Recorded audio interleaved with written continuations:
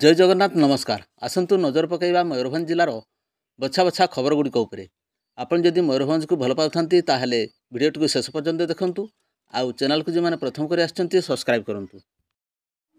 आजर प्रथम खबर बेतनडी अंचलवासी दीर्घ दिन स्वप्न पूरण होउथुवा बेले मंगलवार अपराह्न 4टारे बेतनडी डाक्तरखाना शव व्यवच्छेद गृह आनुष्ठानिक लोकार्पण कले मान्यवर विधायक सनातन बिजुली। बेतनटी डाक्तरखाना अधिकारी डॉक्टर सिपुन कुमार पंडा संयोजना एवं परिचालन आयोजित कार्यक्रम में मुख्य अतिथि भाव में मान्यवर लोकप्रिय विधायक श्रीजुक्त बिजुली समेत मयूरभंज जिलार सीडीएम डॉक्टर प्रभात कुमार बेहरा, अतिरिक्त सीडीएम विजय कुमार दास प्रमुख वरिष्ठ अधिकारीगण जोग देते। वर्ष वर्ष धरी अंचलवासी बेतनटी एक शव व्यवच्छेद गृह कार्यकारी कर दाबी उपस्थापना कर आसुवा बेले शेष में राज्य में डबल इंजिन सरकार आसवा पर मान्यवर विधायक सनातन बिजुली निजस्व हाथ पांठि शव व्यवच्छेद गृह निर्माण सांगकू आनुषांगिक विधि व्यवस्था कराई।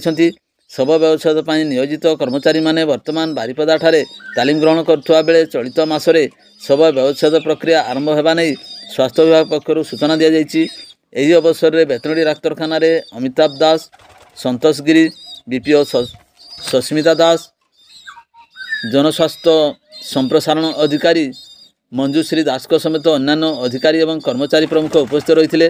तेबे बेतनडी डाक्तरखाना लोकार्पित होता शव व्यवच्छेद गृह राज्यर डबल इंजिन सरकार पर अंचलवासी एक प्रमुख उपलब्धि बोली सूचना मिली। परवर्ती खबर बेतनडी पुलिस पेट्रोलिंग टीम 18 नंबर जातीय राजपथ बंगला छकरे मंगलवार राति 10:30 समय चढ़ाऊ कर लाक्षाधिक टंकार ब्राउन सुगार, नगद टंका एवं मोटरसाइकेल जबत समेत 3 अभियुक्तों को गिरफ्त करिछि।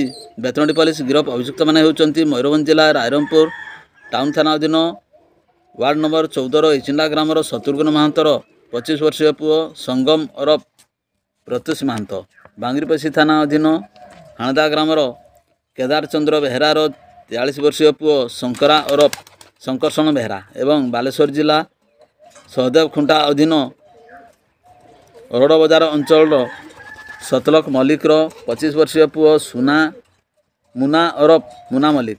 सूचना मुताबक ब्राउन सुगार चालान और बिकिबा को नहीं बेतनडी ओआईसी सस्मिता महंत विशेष सूत्रु खबर पाइबा पर पेट्रोलिंग टीम को चढ़ाऊ निर्देश देते। सब इन्स्पेक्टर लिली बेहरा सदल बड़े 18 नंबर जातीय राजपथ बेतनडी बंगला छक उपखंड पुराणा दमकल केन्द्र निकट में चढ़ाऊ करते। चढ़ाऊ समय ओडी 062333 नंबर विशिष्ट मोटरसाइकेल समेत 3 जन अभियुक्तों को पचरा उचरा करते। सन्देह हेबारु जांच पर सेमानक निकटरू 70,000 टंका एवं विभिन्न पैकेट भर्ती 70 ग्राम ओजन ब्राउन सुगार पैकेट जबत कराइथिला। थाना को आनी अधिक पचरा उचरा पर अभियुक्त माने पुलिस आगे सबू सत कथा मानि जाइथिबा बेले एही अंतजिला ब्राउन सुगार राकेटर अन्यतम सहयोगी को गिरफ्त करने पुलिस टीम चढ़ाऊ आरंभ करछि। मजिस्ट्रेट भाव में अतिरिक्त तहसीलदार प्रदीप कुमार दास को उपस्थिति रे ब्राउन सुगार नमूना सील करुवा बेले बुधवार बेतनडी पुलिस पक्षर प्रेस मीट हेबा नहीं ओआईसी सस्मिता महांत सूचना देइछन्ति। एपटे एडिशनल एसपी सस्मिता महांत सहित आलोचना करी फेरिचन्ति। जबत ब्राउन सुगार आनुमानिक मूल्य प्राय 7 लाख टंकार ऊर्ध्व हेब बोली आकलन करिछि पुलिस। परवर्ती खबर मोरडा थाना अधीन पुराणा पानी ठारे मंगलवार राति 8टा पाखापाखि समय द्रुतगामी मोटरसाइकेल दुर्घटनाग्रस्त होई 2 जन युवक गुरुतर आहत होइछन्ति। सूचना मुताबक मोरडा थाना अधीन भद्राशल ग्रामर राधा नायकर पुओ सपन नायक एवं टियासी ग्रामर हेमंत नायकर पुओ दुर्गा नायक उभय बाइक जोगे जाउथुवा बेले दुर्घटनाग्रस्त होइतिले। 2 सांग एक बाइक जोगे कौनसी काम जाउथुवा समय पुराणा पानी ग्राम निकट में द्रुतगामी कारणरू भारसाम्य हराई रास्ता कड़ को छिटकी पड़ते। उभय को रक्त जुड़ुबुड़ अवस्था उद्धार कर दमकल बाहिनी प्रथमे किसानताणी डाक्तरखाना भर्ती करते। तेबे उभयंकर अवस्था संकटापन्न थिबारु प्राथमिक चिकित्सा पर उभय को बारिपदा जिला मुख्य डाक्तरखाना को स्थानांतरित कराଯାଇଛି। एपटे खबर पाई मोरडा पुलिस घटनास्थल में पहुंची अधिक तदंत जारी रखी। परवर्ती खबर 18 नंबर जातीय राजपथ आंग्रिया हनुमान मंदिर सम्मुख में मंगलवार अपराह्न 3:30 एक मोटरसाइकेल दुर्घटनाग्रस्त होइथिबा बेले बाइक चालक जनक गुरुतर आहत होइछन्ति। सूचना मुताबक बैसिंगा थाना अधीन बाइका ग्रामर सोनाराम किस्कुंकर पुओ बादल किस्कु ओडी 04B 0293 नंबर विशिष्ट एक मोटरसाइकेल जोगे अत्यंत द्रुत बेगर जाऊा समय कौन कारण भारसाम्य हराई रास्तार प्राय 15 फुट तल को खसी पड़ते रास्तार जाऊा अन्य बाइक चालक मैंने रक्त जुड़बुड़ अवस्था पड़ा गुरुतर बादल को उद्धार कर एक ऑटो जोगे बेतनटी डाक्तखाना भर्ती करते एने बसिंगा पुलिस को खबर दि जाइथिबा बेले बादल घर लोक खबर दि जाइछि। खबर पाई बादल घर लोक मैंने बेतनटी डाक्तखाना पहुंची। परवर्ती खबर बारिपदार देवेंद्रपुर ठारे पानी समस्या नहीं रास्तारोक। बारिपदा पौर परिषदर 25 नंबर वार्ड देवेंद्रपुर अंचल में मंगलवार दिन प्राय 11 दिन गोटाए पर्यंत गरा बाल्टी धरी देवेंद्रपुर ठारे बारिपदा जलेश्वर रास्ता को दीर्घ समय धरी अवरोध करथिले ग्रामवासी। तेबे समस्यार समाधान नहेबा जाए रास्तारोक अटल रहिबो बोली कहिसंती आंदोलनकारी। तेबे उभय पार्श्व लंबा धाड़ी रे गाड़ी ठिया होइथिबार एथिरे देखिबाकू मिलथिला। परवर्ती खबर उपखंड चिकित्सालय पक्षर वार्ड नंबर 8 एवं 9 ठारे अणसंक्रमित रोग परीक्षा शिविर उद्घाटित। करंजिया स्थित उपखंड चिकित्सालय सौजन्य दिवा 10 घटिका समय वार्ड नंबर 8 एवं 9 आंगनवाड़ी केन्द्र ठारे असंक्रमित रोग परीक्षा शिविर उद्घाटित हो जाइछि। उद्घाटन कार्यक्रम में उपखंड चिकित्सालय रक्त संग्रहर परिचालक डॉक्टर गौरांग चरण नायक, मेडिकल परिचालना लिप्सा राजनंदिनी महापात्र जोग दे उद्घाटन करथिले। कार्यक्रम को मेडिकल स्टाफ नर्स, स्थानीय आशाकर्मी, अंगनवाड़ी कर्मी माने परिचालना करुवा बेले एही शिविर में रक्तचाप, मधुमेह भली असंक्रामक रोग गुड़िकर परीक्षा करा जाई औषध प्रदान करा जाइथिला। परवर्ती खबर सिमिलपाल थिबा बाघुणी जिन्नतर एनक्लोजर सीमा वृद्धि। सिमिलपाल भितर एनक्लोजर थिबा बाघुणी जिन्नत शारीरिक स्तर में सुस्थ थिबा सूचना मिलछि। तेबे जिन्नतर एनक्लोजर सीमा को वृद्धि करा जाइथिबार निष्पत्ति नि जाइछि। 1 एकर रु 8 एकर पर्यंत एही सीमा वृद्धि पाई कार्य आरंभ हो गलानी। बाघुणी आउ किछि दिन एही एनक्लोजर रहिबा परे तांकु जंगल रे छाड़ा जिवो एने दिबा 4 घटिका समय आरसीसीएफ सूचना प्रदान करिसेंती। परवर्ती खबर संध्यारे एक सड़क दुर्घटना रायरंगपुर कॉलेजर अध्यक्ष सुनील कुमार जेना गुरुतर आहत होइछन्ती। से रविवार संध्यारे झारपोखरिया स्थित एक शिक्षानुष्ठान वार्षिक उत्सव में जोग दे फेरुवा समय बुढ़ामरा निकटे दुर्घटनाग्रस्त होते। प्रथमे कोड़ियाणा स्वास्थ्य केन्द्र में प्राथमिक चिकित्सा पर बारिपदा पेआर मेडिकल कॉलेज को स्थानांतरित करा। से एबे विपदमुक्त थिबा जनापड़ी। खबर पर अनेक शुभेच्छु संस्कृति प्रेमी और रायरंगपुर कॉलेज अध्यापक डाक्तखाना और तांको बासभवन में पहुंची तांको आशु आरोग्य कामना करछन्ती।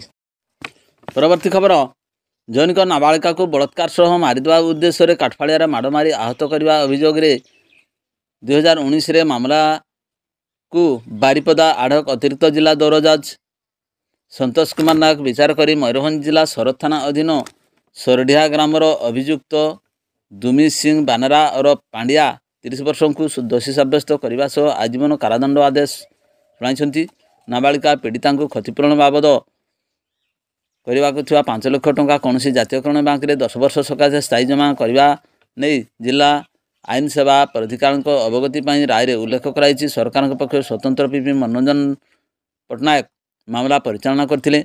दोषी सब्यस्त अभियुक्त तुम्बी सिंह बानरा को पस्को आईन 6 धारा आजीवन सश्रम कारादंड सहित 10,000 टंका जरिमाना अनादय अतिरिक्त 6 मास कारादंड सहित 506 दफारे 2 वर्ष सश्रम कारादंड और 302 दफारे 6 मास सश्रम कारादंड आदेश होइछि। समस्त दंड को एक संगे भोगियापाई थिबारु आजीवन सश्रम कारादंड सह 10,000 टंका जरिमाना होइछि।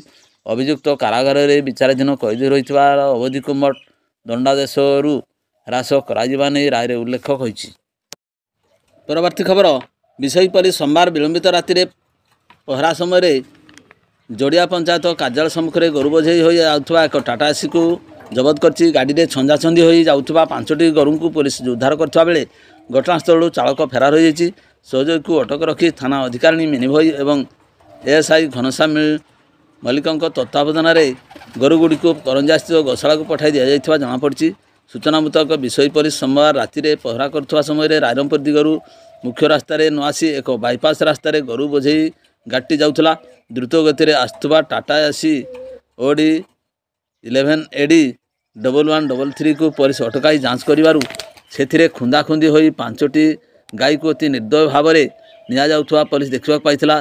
चोरा गोरु बोझे गाड़ी को जबत करने सह 5टी गाई को मुक्त कर सेमानंको खाद्य व्यवस्था कराइथिला।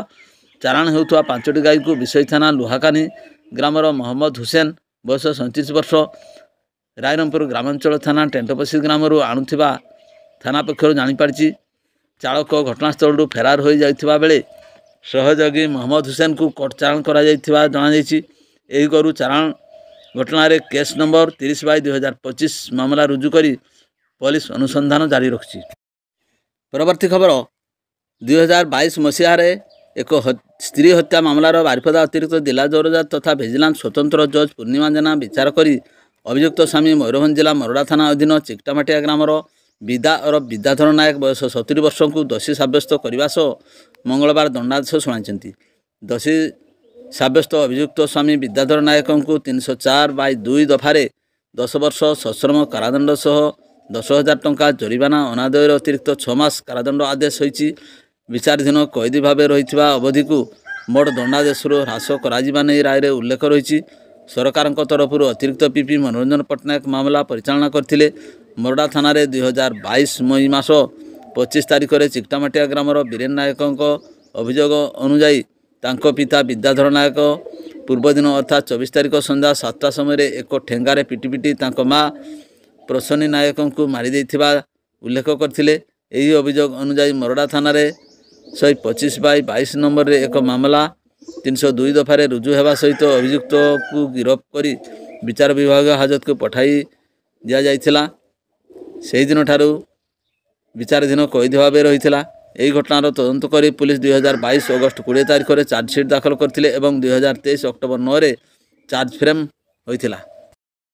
ପରବର୍ତ୍ତୀ ଖବର ଓଡ଼ିଆ ସିନେ ଜଗତର ମହାନାୟକ ତଥା ସୁପରଷ୍ଟାର ଉତ୍ତମ ମହାନ୍ତି ଏବେ ଗୁରୁତର ଅସୁସ୍ଥ ହୋଇ ଗୁରୁଗାଁଓ ମେଦାନ୍ତ ହସ୍ପିଟାଲରେ ଚିକିତ୍ସିତ ହେଉଛନ୍ତି।